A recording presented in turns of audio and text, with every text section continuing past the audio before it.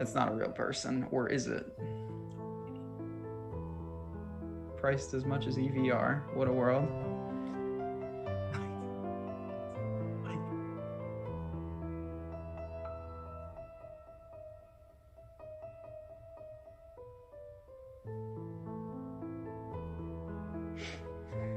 Good evening, everybody. It is the PGA DFS live before lock show for the WGC Workday Championship. Some might think Puerto Rico Open, but listen, we're going to focus on the WGC Workday here. As much as we want to talk about Brandon Wu and Chan Kim, we'll probably only just focus on the Chan Kim side, but we only got about 50 minutes here. We got an NBA live before lock show coming up after this, the late show. But I promise you, with only 72 golfers in this field, unless Ben can talk about Daniel Van Tonder for 10 minutes, we will probably get everybody. No. He is, I was saying right before we went on, EVR and him in the South Africa 6,200 range. But yeah, you mentioned we get a WGC, we get a change up, 73 man non-cut because Brandon Stone is here. A new course, Jason, I kind of like that. It's in your place. The concession sounds mysterious. We got a lot to talk about. We sure do. And want to thank, before we go on, our sponsor of the show, Monkey Knife Fight. Their player-based prop contests are easy to play and don't require the time commitment that other DFS sites require in order to become competitive. So with Monkey Knife Fight, you are in charge. Whether you want to play NBA, UFC, PGA, esports, or soccer, Monkey Knife Fight has it. To get started, head on over to monkeyknifefight.com and choose which game you want to play, your contest type, your buy-in, and even better, when you sign up using promo code Awesemo, you will get an instant first match deposit for up to $50. Sign up today. So luckily, we can breathe right through this first section, or just breeze right by it, because we have no weather problem. There's only 73 golfers in the field, so no waves, and there's no withdrawals. That sounds pretty amazing to start off the week. Easy game. Listen, that's a section that we have to do, but I wish we didn't. It's something that I don't think any of us like, but at the same time, it can mean a huge difference. And in Florida, more than anyone, when the wind blows with all the water lurking, it can be bad, but it looks good. The tee times are obviously bunched because it's a 70-something man field, no withdrawals. We're good to go, are we not?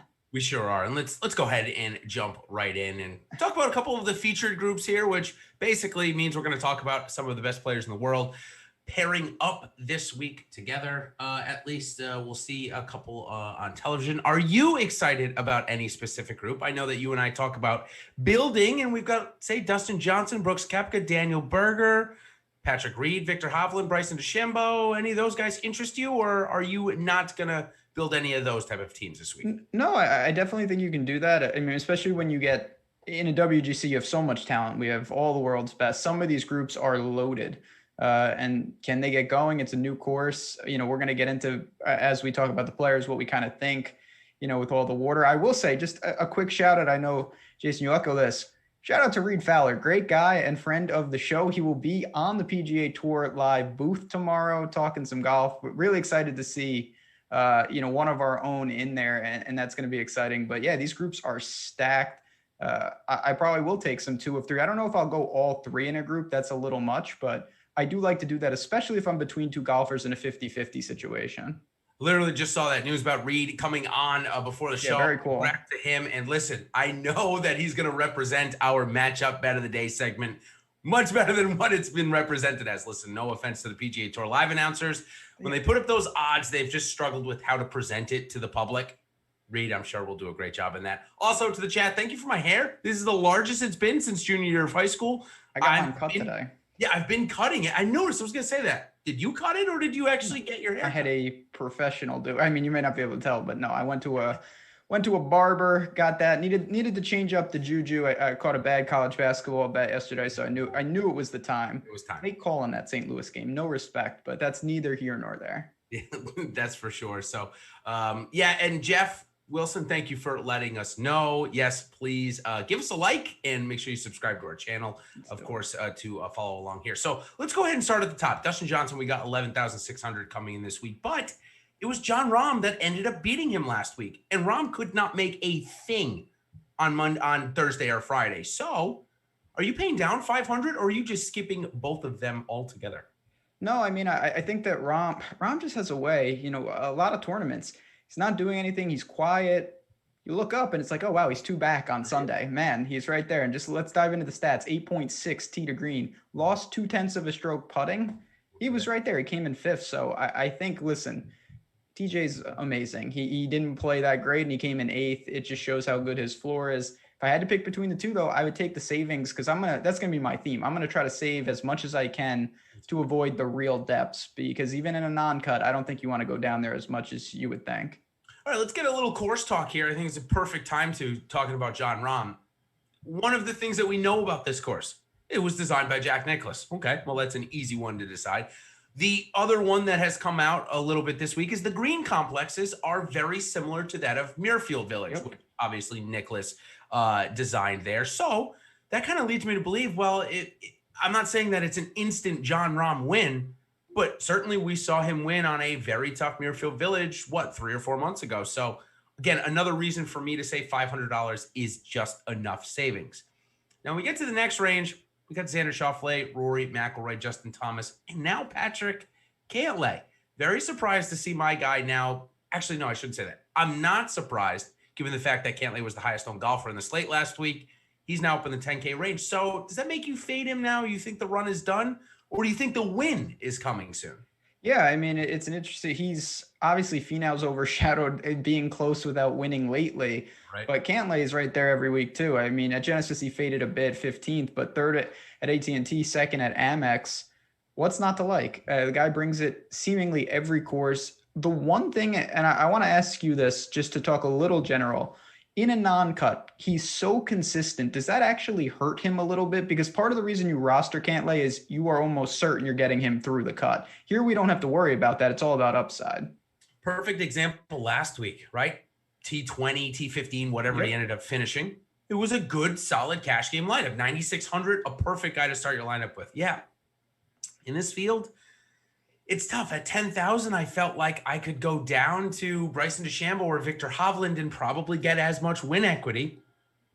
And I was salary saving. So I used him on FanDuel, where he is cheaper than a couple of the guys I just mentioned. Obviously, their salary cap is a lot less strenuous as well than DraftKings. Plus, he ends up coming under-owned versus his DraftKings ownership. So that's what I did there with Cantlay this week. The $500, I think, is the top contest on DK. I didn't play him in that lineup.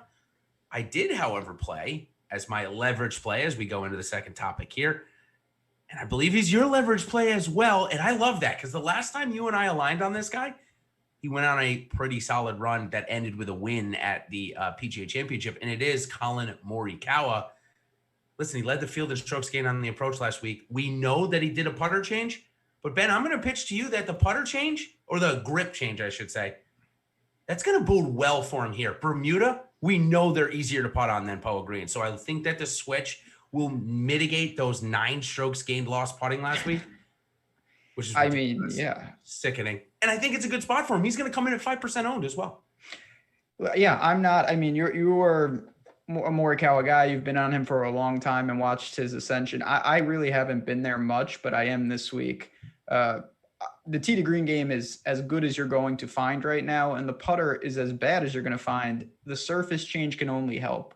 Going to Bermuda, I think that's a big plus. I also just conceptually, when I think about what this course is going to involve, I think he kind of is what I want. He's going to be a pure ball striker, put it on the green. He's going to have to make some putts, but I don't know how low these guys are going to go. He's definitely can handle, whether it's wedges or long irons. So up top, you've got guys like Rahm. I'll just quickly sneak in. I love the bounce back spot for Rory. He is a notorious good in Florida. He's won API, Honda, and the Players. I think that Rory is primed for a big bounce back spot. Morikawa is a great second man in a lot of my lineups. Yeah, and we'll get into lineup construction certainly in a little bit. You mentioned Rory in a great bounce back spot. I actually think as well, Bryson DeChambeau is in a fantastic bounce back spot. Last 10 holes last week, shot 4 under. Just couldn't really putt that well.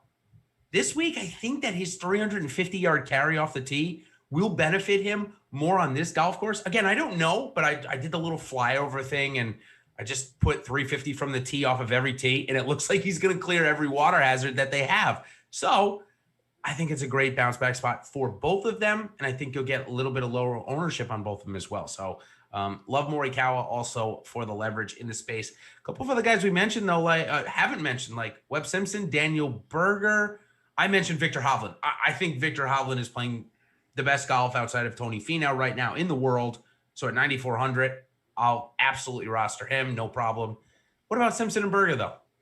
I mean, these guys are tough because, they get to Florida. In theory, this is where they thrive. Berger's a Florida guy. Webb's had a ton of success, won the Players.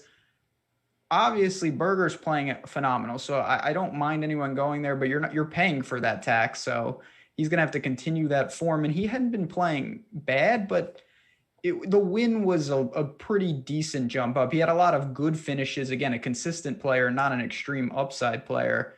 Webb, I'm probably not qualified to talk about this, but I don't think he's been playing that well, honestly. At Waste Management, he was bad tee to green. The putter is always good, but I'm not really looking to play Webb when you've got Morikawa, Hovland.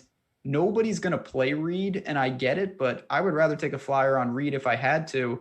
And we haven't even discussed, I definitely want to ask you, we've got Englishmen coming over. We got our boys. Hatton and Fleetwood are here. What do you make of them? We've seen them in the Middle East, but we haven't seen them much on tour. Ty Hatton is an absolute roster in every single type of event except for a major. He just can't play in majors. So with that being said, he won at API last year. I think API and Bay Hill is a relatively decent comp. I mean, it's like an hour and a half away, but similar type of concept through, the nature preserve. I think there's probably a bit more land here on this golf course. It covers probably more, just given it where it is. This is really in the middle of the state in Bradenton, inland about 15 miles. So it had a nice note from Bradley Mack in our chat about Azinger, who obviously is a commentator, member at this course, said that he expects a winner between 15 and 20 under, which my first comp was Waste Management in terms of a scoring route. If you are looking to see how low people are going to go, I used Waste Management in my comp in my first cut article. I think that's where we're going to end up roughly in the score. The par fives, I know that they're all like over 600 yards or close to it, but Ben, you and I know that Bryson will still be hitting 6-iron into the greens even so. So I'm not really worried about 600 yards for these guys. For me, it would definitely take me 3 shots to get there, but not all these guys. All right, let's talk a little bit more about this leverage value section before we go on to some of the more deeper dives and plays in the 7K. This is going to be a lineup construction segment. I looked at the 7K range, and there's maybe 1 or 2 golfers that I like, but I found that I'm stacking 4 guys above 8K, which is pushing me to roster 2 guys in the 6K range almost every single lineup. Did you find yourself doing more balanced build, or are you finding yourself liking the aggressive build more, say, with guys like, even like, I know David Lipsky's mid-priced, but using like an Eric Van Rooyen, who we mentioned at the very, very top of the show, using guys like Lanto Griffin, 2 of them to measure up with your 3 or 4 studs up here? Yeah, it's a weird situation because I already said this at the top. Like, I don't want to dive into that range because I don't think it's good, but you have to keep it in context. This is why DFS is so interesting. It's a new slate. And when you look at this particular slate, the difference to me between the actual min and guys in the lower 7s is not that much. So if I'm going to do it, I might as well go all the way, because that might mean I get Rory, Cantlay, and like Hovland to start a team. Yep. You have big time starting points. It doesn't mean I'm punting every lineup. I don't want to say that, but I absolutely did that in some, and it is a product of, these are good players. I'm not saying they're not, but you've got Sanjay, Cam Smith, Homa, Fitzy, Decky, Scheffler. I could do without most of them. I think I like Fitzy the best, but most of those other guys I'll probably be underweight on. Sanjay and Scotty Sheffler. I always try and talk about these 2 guys in conjunction with each other because I think that they're typically priced around the similar, and I think their games are in similar spots as well. 8,800 for Sanjay, 8,300 for Scotty Sheffler on DraftKings this week. I like both of them. I think they're in both really good spots. Sanjay, we were about to send the search parties out for him. Where's he been? Missing 2 weeks. But then I put that tweet out on Twitter saying, hey, listen, where the heck has he been? Because he's been moving into a house in Atlanta. So that's good. Pretty close to here, not too far. So he's kind of settled down. And I think we know, Ben, that his ball striking has been in great form, but his work around the greens and on the greens in the West Coast was terrible. He won on Bermuda last year at the Honda Classic, so I think it's a great spot for him. And Scotty Sheffler this guy is an enigma right now. 7 under, 7 over, 4 under, 4 under, 3 over, 3 over. Those are his last 6 rounds. For a no cut, I think that's perfect, actually. Mm-hmm. That's why I like Scotty Sheffler a lot this week. Yeah, a showdown as well. If you get it right, he's the type of guy, he's going to be in the optimal and showdown one of the days. On one of the others, you're probably dead last, but you got to look to him in certain spots. I'll just say that, Fitzy gets it done differently, kind of like your boy. Gains a ton of strokes around the green and with the putter, but he does it consistently. I know it's not ideal, but I think he can get that done. Homa, obviously, great performance last week. I'm not going there. I think the West Coast is where he thrives. Decky, I think, is broken. Hurts me to say that. I'll wait and see with him as well. Yeah, I agree. And again, these are pretty good guys. We talked about Hatton. You asked me about Fleetwood, but I didn't talk about him. So I want to give you the floor first about him. We know that his top form isn't there. I mean, when you look, typically we'd see at least a top 5 out of the first couple of starts in Europe, or even a win, 7, 17, 26. Not that that's bad, but clearly his top form isn't there yet. Yeah, I mean, he's had a uneventful, unappealing start to the Middle East swing. Will that suppress ownership? It should in some regard. We haven't seen him.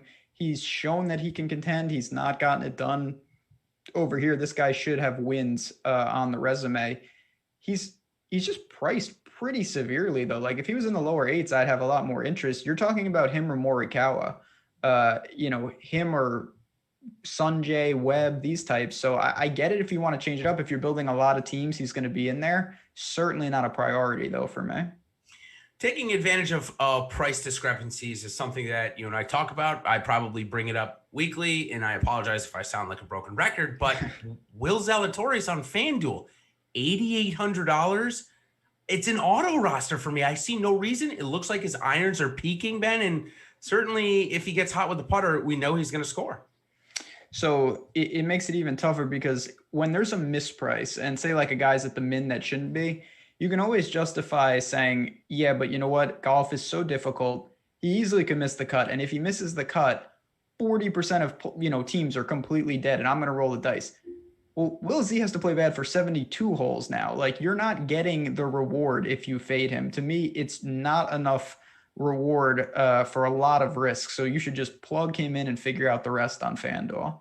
Totally agree. Glad we aligned there. DraftKings, I think his price is probably a little bit much. I mean, we got somebody like Louis Oosthuizen, which if this tournament plays a little difficult, kind of like Valspar, and ends up 11 or 12 under, I think Louis is in a great spot. If he gets to 20 under, I don't know. I think maybe top 15 is the upside, but it all depends on what the final score is going to be for Louis. Yeah, absolutely. Louis is built for majors. He's built to grind it out. He's built for 10 under winners. He just can't, actually the putter's been great, but he just isn't the type of player that goes nuclear. He's more of bogey avoidance. Hopefully he can stay out of the hazards. He needs to shore up the irons. He's lost in 3 straight. That's going back to 2020, though. The putter's been fantastic. I think Louis is a specific team build, but this is a range. Like, Neiman is there, pure scorer, really racks up birdies. And then you've got a string of old guys, and then Matthew Wolff. You've got Day Rose, Sergio, Harris English, and Wolff sandwich in between. I think the hardest range in the entire tournament is this upper 7s. Let's talk about Neiman, Day, Rose. I think actually throwing English there as well. Between those 4, I think you're getting something close to 60, 70, maybe even 80% total ownership. A lot of ownership going to these 4 guys. Neiman, here's my problem with him. The irons did not look good over the weekend. I'd be okay if the driver didn't look good, but the irons, he got himself into great position. Obviously, we saw that had the lead going into the weekend, but then he just totally disappeared. Pretty much his entire game ended up disappearing. But losing 3 strokes with his approaches, Ben, that's got to be worrisome for you for Neiman. Typically one of the better parts of his game. So for me, I'm out this week. Yeah, I mean, it's definitely worse. Listen, this is Florida, and when you are off with your irons, you go in the water. It's not like, oh, he's in the rough. No, you're in an actual body of water, and that's impossible to get out of unless you're Bill Haas. But that's neither here nor there. I do. Yeah. Old Billy. I do worry a little about that. He's a great scorer. I love that, the difference between 11th and dead last is 2 birdies in placement points. 2 birdies. 2 birdies. Like, you can make that up quickly, but you can't just be rostering guys saying, you know what, they're going to shoot 9 over, but they'll make a lot of birdies in the process. That's a dangerous game. So you want to be careful there. If you want to do that, my advice would be to go to Cameron Champ at 6,500 rather than pay 8,100 looking for the same thing at a Neiman. That's just my advice if you're looking to go that way about it. All right, as we continue talking about this range, I mentioned 3 other guys, Day, Rose, English. Let's start off with Day and Rose, 2 guys that trending towards the Jordan Spieth route, which is just number 1 in the world now, not even close. However, we've gotten a good start from both of them in their last ones, both the top 10. Rose came tied for second in Saudi Arabia, but I'm pretty sure if I looked at the stats correctly, European Tour is a little bit different, but looks like stroke gain putting was what Rose did to get there. So the top 10s from Rose and Day interest you, or is it just not fitting your builds this week? It's more towards the latter. Listen, I still do bank on, just pedigree. These guys have done it 1,000 times. They work into seasons, they get some reps, and then hopefully they peak. Now, Day, you always have the lingering issues of where he's at. If he's going to withdraw. Yeah. Is he just going to leave? It's just so interesting because when everything we just talked about, Wolff is the complete opposite. Yep. Like, Wolff is a nut. He is all over the place. I don't even understand what he's good at right now because his driving is terrible all of a sudden. I thought that was the strength of his game. His around the green game is even worse than it was. His irons have been much better though. So what do you do with him? I mean, he's in the bucket forever with Morikawa, Hovland, and Scheffler, and right now he's at the back of the list. All right, so if you go look at Matthew Wolff's best finishes in his career, we can start off with a perfect example at the U.S. Open. Came in second. Who came in first? Bryson DeChambeau. When he won the 3M last year or 2 years ago, who came in second? Bryson DeChambeau. When he came in second this year at the Rocket Mortgage, who won? Bryson DeChambeau. So what am I saying there? I'm saying that their games are entirely linked for whatever the reason. I don't know if it's coincidence. I don't think it is. I think that their games translate to the exact same places. They both are relying on the long ball, can get hot with their irons and hot with their putter. But when they're cold with those things, they're real cold. So if Bryson's going to bounce back this week, so is Wolff. I'll pair them together, and I'll have about 15% because I think it's a good spot for Matthew Wolff to bounce back if he's healthy. We knew he had that thumb injury. He has not talked about it or been asked about it the last 2 weeks, but he has made the cut. So I think things are trending in the right direction. Again, like I said, if he plays well, so will Bryson. I'll put them together this week. Yeah. I mean, listen, Wolff is someone, when he's on, it's unstoppable. And I do think that I would build more towards 20 under if I'm going to Wolff than like Louis and Wolff to me are like, it would be hard pressed to get them on a team outside of randomness because one is built for like a 10 under. If I knew the winning score was like 23 under, I would probably go to Wolff because he's the type of guy like the 3M, like Rocket Mortgage, where he can just go, attack the par fives, make a bunch of putts. Yeah, I think for me, why I'd rather play Wolff over English this week, first of all, 20% ownership to 3%. If we throw that out, though, we've got a ton of water on this course, and we know that there are a lot of forced carries. Well, we know Wolff, he can't probably keep the ball on the planet, but if he misses in the right spot, 360 yards off the tee, he's probably going to be fine. Harris English is going to be in the middle of the pond. He cannot hit it 360 yards. So I don't need to roster a guy at 7,500 that is going to be 15% owned. And since we're talking about water and Florida, at 7,200, the other chalkier player in this range, Ryan Palmer, I'm out on him as well. King of water.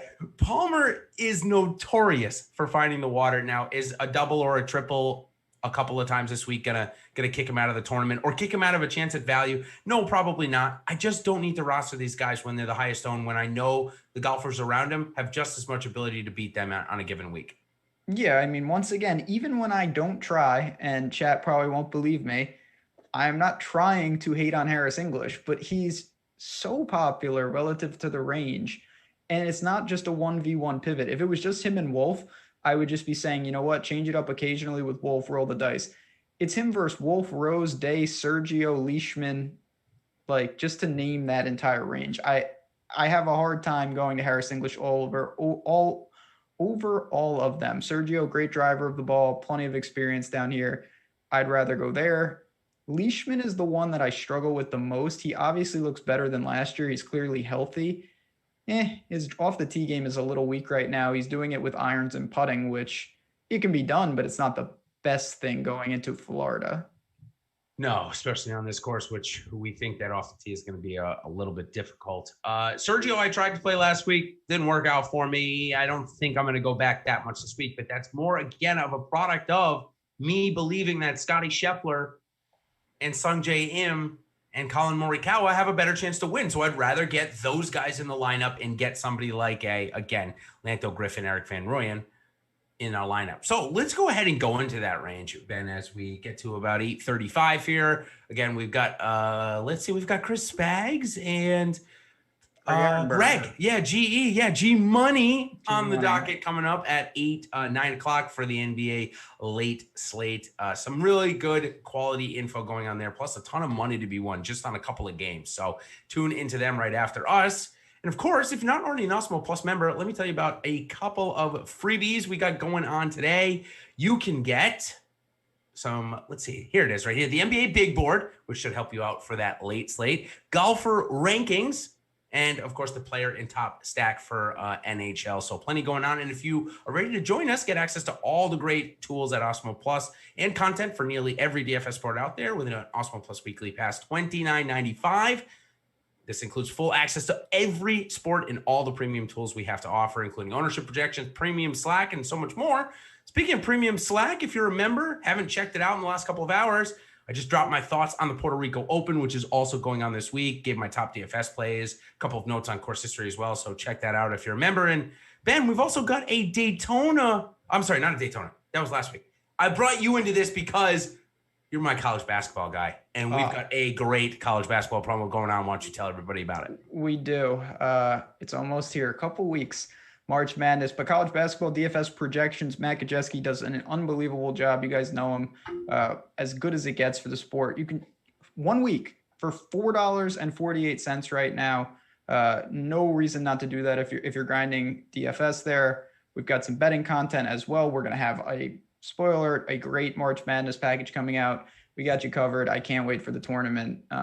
So yeah, come on in. We'd love to have you as part of the team. I do have to ask you one more guy in this range. Yeah. You are more tuned into these guys than me. Everybody loves this guy in life. It's your friend Bobby Mack. Yeah, Bobby Mack. 7,400, third in Dubai, 29th in Saudi. Mm-hmm. Does he fit this range? Does he fit this course? I really don't know much about this guy. Yeah, use promo code college just to end that last thing there. That's the promo code. Just want to throw that in. So Bobby Mack, another one of those price discrepancy things for me. 8,200 on FanDuel versus 7,400 on DK. It's just an opportunity cost for me. In my GPP lineups, he's going to be low owned on both sites, it looks like. So why as well just take advantage of the price discrepancy. I like the salary. He's in one of my $400 lineups over there. So I like him a lot. I think he's in a good spot. I think he's got a ton of talent. There you go. Bobby Mack. Yeah, he's someone, listen, we've seen him in majors. We haven't seen a ton of them here. The reps will come. I don't mind it. I'll be honest, though. I don't think he's going to make much for me. I like Sergio, and then these guys above him probably take his shares. Probably do. One more note on pricing discrepancy that the chat just brought up. I wanted to mention. I read an article for Yahoo now, and if you're playing over there, be sure to check it out. Will Zalatoris, they are teasing the living F out of me, Ben. He is min-priced over there. It's lawless over there. Yeah. They got guys that are min-priced that are, like legitimate golfers every week.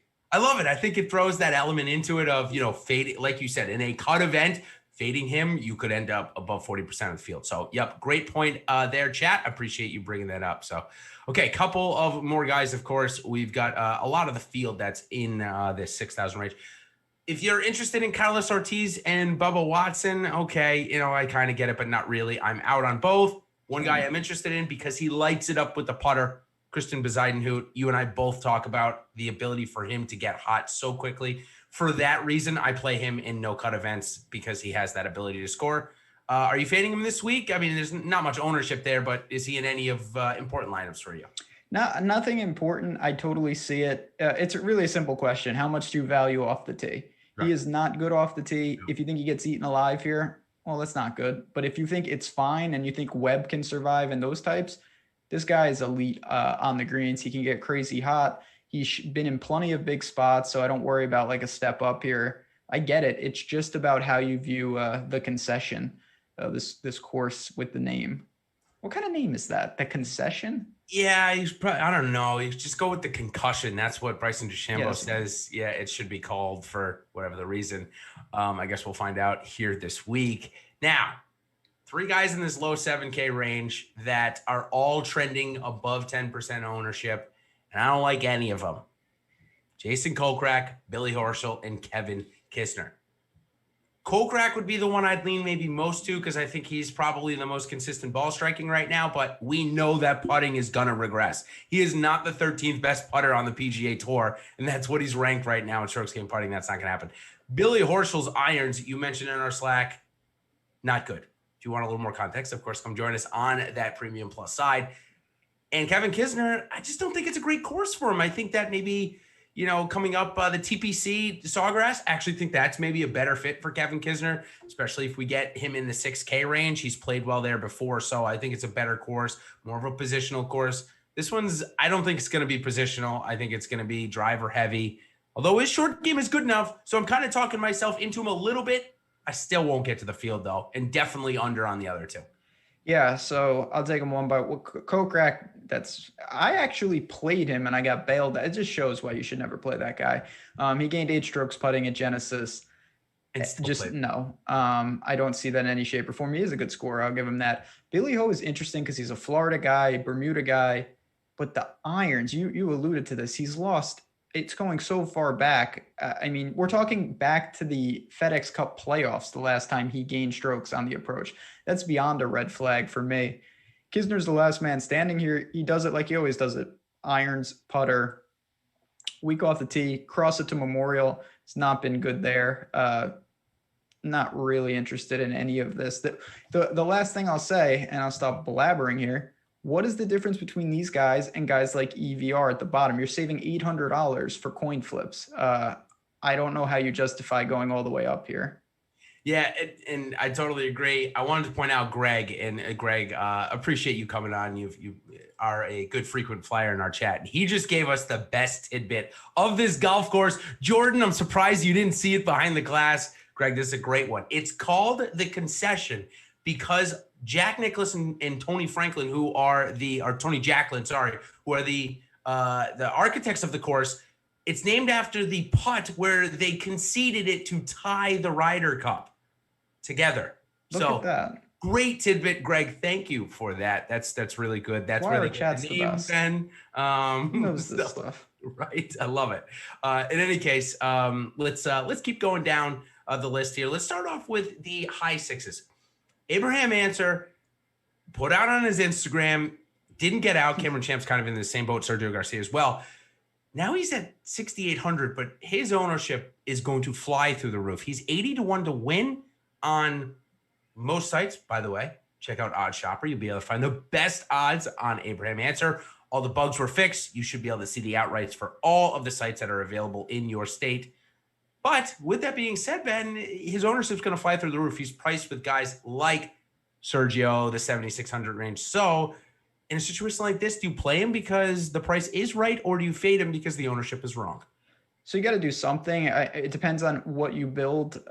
For me, I've been pretty vanilla throughout this entire show. I'm probably going to mix it up at the bottom more. Gary Woodland is right there. He's played bad, but he's also lost 8 strokes putting at Genesis, 3 strokes putting at Waste Management. He's gained with the irons. I think this is kind of an interesting spot to roll the dice for the same price. You're going to get a discount. Then you've got a string you've got Victor Perez, Lee Westwood, Wiesberger, who's the one that I like, get a wedge in his hand. Burns got plenty of experience at majors in Florida. I think I'm going to go to my favorite Austrian. Yeah, in this range, I'm going to go with Victor Perez, and It's pretty simple, boom or bust. He's your absolute prototypical boomer bust. I relate him to Similar to like a Cam Champ of the European Tour, where if he gets into a tournament, he's going to give you a top 5, a top 10. If he's out of the tournament, he's going to miss the cut or come DFL or close to it. In an event like this, obviously he's guaranteed 4 rounds. He's the 30th ranked player in the world, coming off a 4th place finish there in Saudi Arabia. So yeah, I'm into Victor Perez this week at 6,900. I don't think I've ever played him before. So let's see how this goes. It should be pretty fun. He is definitely part of my player pool. I like him the best in this up range, but a little guy that I like a little bit more at 6,700 is Lanto Griffin. Got to be honest with you, another quality start to the season, 4 or 5 cuts made, throwing a top 10 at the Farmers, and he's putting up points. He's averaged over 10x value in every single one of those starts, except for the one he missed the cut. And at 6,700, I think he's a pretty. Here's the thing: he's not going to do it off the tee. He's going to do it more Spieth-like on and around the greens, and I'm okay with that because it's a no-cut event. Again, there are guys that it's not an outlier when he does it. Fitzy's the same way. Exactly. The weird thing about Lanto, and guys like this always confuse me, he's a terrible around the green player. And I don't really understand that. He's a world-class putter. Yep. But normally it's both of them, like Fitzy and Spieth and those guys. They were great around the green, great putters. Lanto does it a little differently, and he's a good iron player. He's a terrible off the tee player. But the results, I haven't backed him basically anywhere. I still prefer Wiesberger, but I will say this guy at this price, it's hard to imagine. I mean, the putter goes cold, but if not, he's going to return value probably, and he shouldn't kill you by any stretch. I think he's a good, if you're playing cash, he's a pretty easy target for me.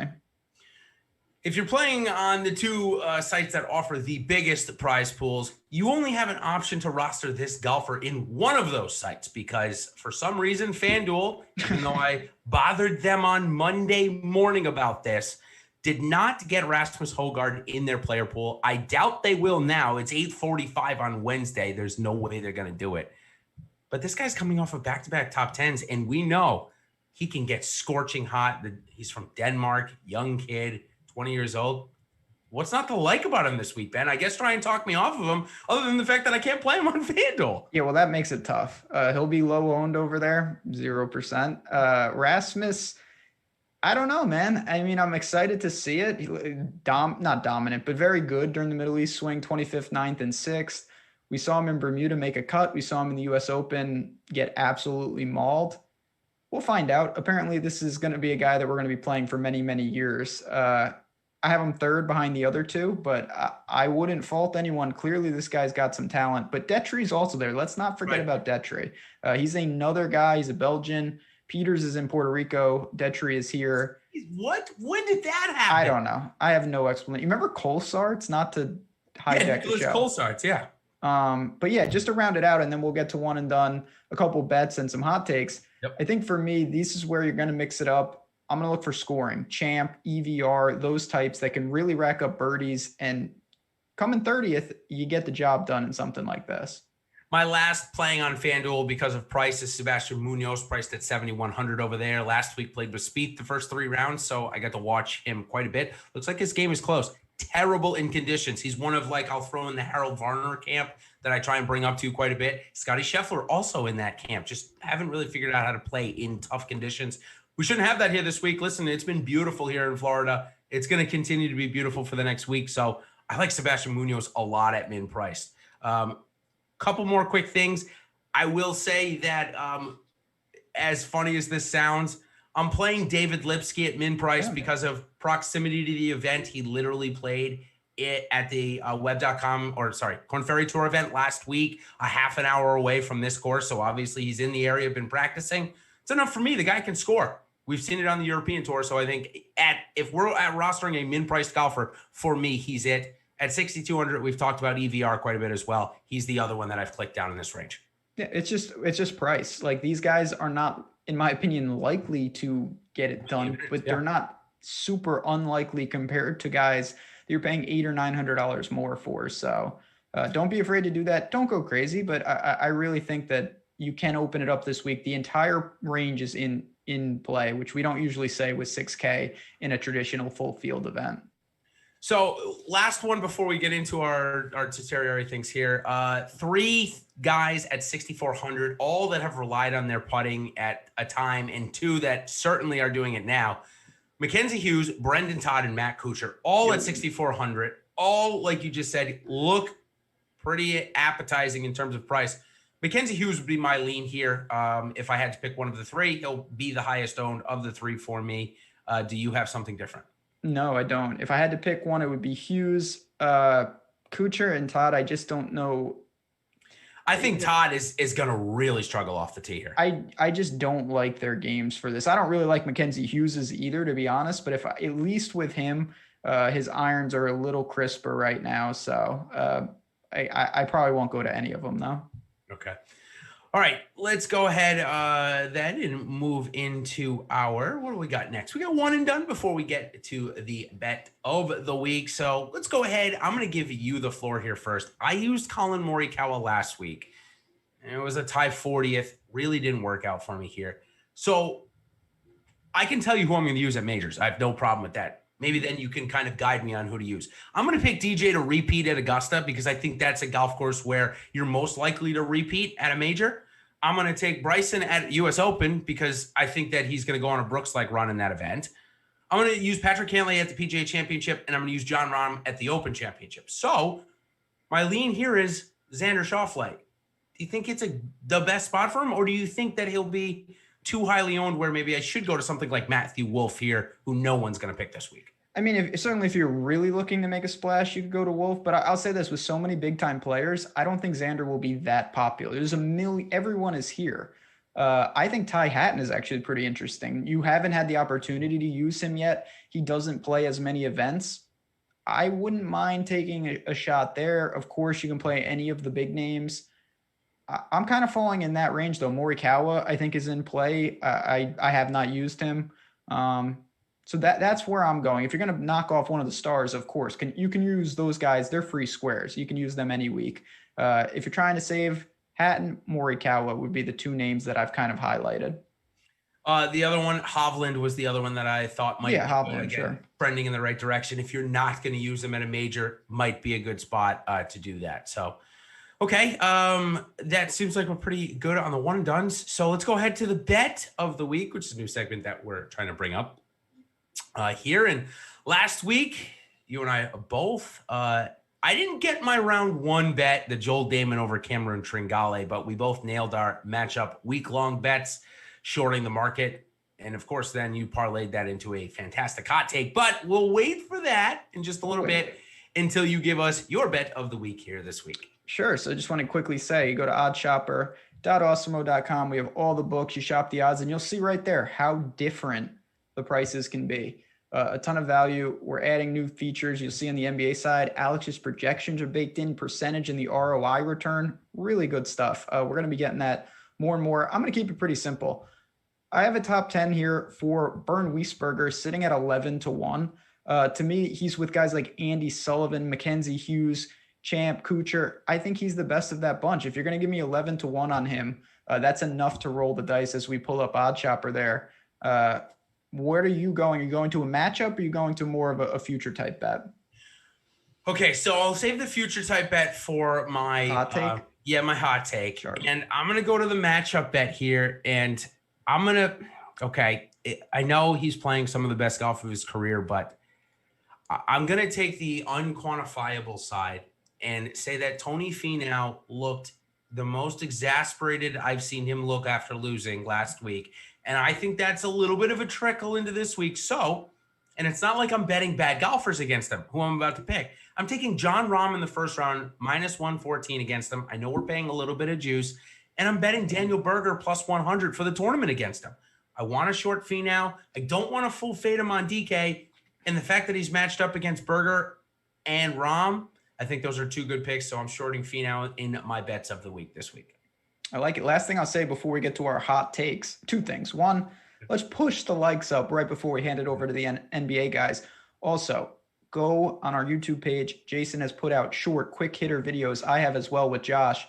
Our favorite bets, sleepers, more. If you want more bets, we have them posted, ready to go. Everything you want, fades, a lot of good stuff there. We were on hot takes were spicy last week. Let's keep it going. We've had a great run to start the year here with the hot takes. We really have. Now I might be, going off of your coattails a little bit. I had a Morikawa top 5. That one obviously didn't pan out, but Spieth third straight top 10. Yes. I was damn close to that one, so I'll give myself about a half a point. However, you had Max Homa to top 10, and the guy just came out and won. I bothered you on a Sunday afternoon and was like, hey, do you have Finau to win? Are you going to hedge? What are you going to do? So since betting has become more prevalent, why don't you spend 10 seconds? Did you end up hedging? I hope not. And what is your hot take this week? I did not hedge. I had to hedge. I didn't hedge when he tied it on 17. I had to hedge. I couldn't take it. So it cost me a little on the hedge. What can you do? Great work ultimately with Max Homa. My top hot take here, I'm going to an old hot take. I've been wrong on this guy many a times before. I'm going to say Rory dusts him. I'm going to say he wins by 3 strokes or more this week. He's 16-1 in the outright market. That is too much for a guy of this caliber who has shown Bermuda time and time again seems to be the antidote. We're going to see Rory finally break this little drought that he's been on and win convincingly here. I like it. Mine's going to go to something I mentioned, the correlated finishes. But I'm going to turn to DK points here, or not DK, DFS points, because I think Matthew Wolff, we mentioned his all over the planet on the drives, and I think he could end up with like an 11 this week. But I think that the course sets for him and Bryson DeChambeau, so I've got them both coming in the top 10 in DFS points this week, specifically on DraftKings, because the double bogeys do hurt you a lot on FanDuel. So, all right, Ben, this starts off an amazing month in Florida. We go to API, then we go to players, then the Honda, little backwards than last year, millionaire maker in a couple of weeks. But why don't you give some words of wisdom before we get on out of here for the late NBA show? Yeah, great stretch of golf coming up again. We have plenty of content, some tools behind the paywall. We're revamping actually the pro plays and some of those things. We're revving it up for the majors and the big time tournament. So on that note, we're going to bounce on out of here, pass it over to the NBA guys. Thanks again, chat. Hit that like button on the way out. Follow us on Twitter. Hit us up if you have any questions. Thanks to Jordan Klein behind the glass. Good luck, everyone. See you next week for API.